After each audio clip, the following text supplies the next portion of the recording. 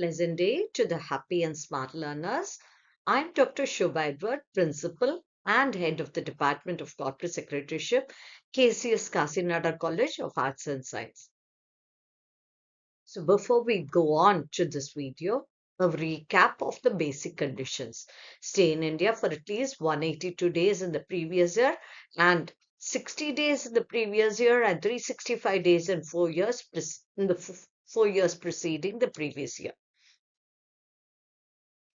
And for the additional conditions, resident in India for at least 2 out of 10 years prior to the previous year and stay in India for at least 730 days in 7 years prior to the previous year.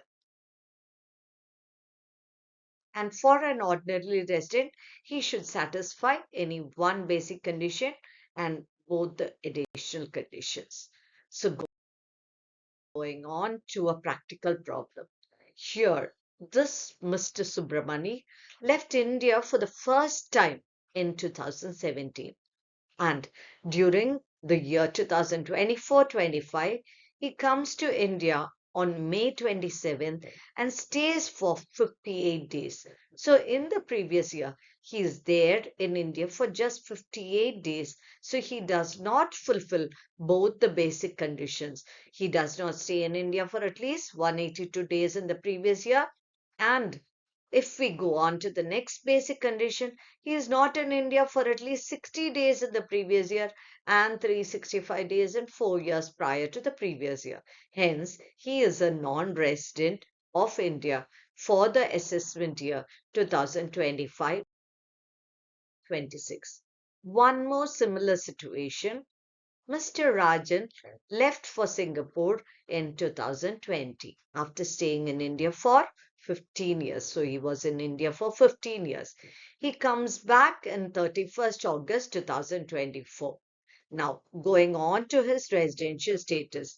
During the previous year, he is there in India for 214 days. So he fulfills the first basic condition of stay in India for at least 182 days in the previous year.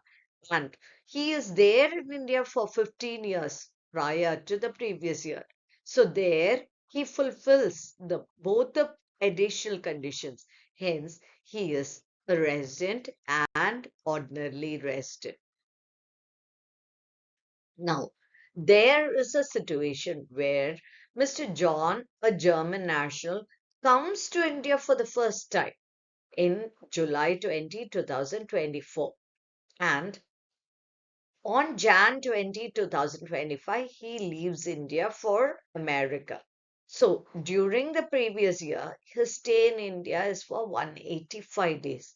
So he is a resident because he is staying in India for more than 182 days. But for the past 20 years, he was not in India. So he does not fulfill the additional conditions and therefore he is a resident and not ordinarily resident. He only fulfills the basic condition. He does not fulfill the additional conditions. So he is a resident and not ordinarily resident. So thank you and have a happy and smart learning. So thank you again.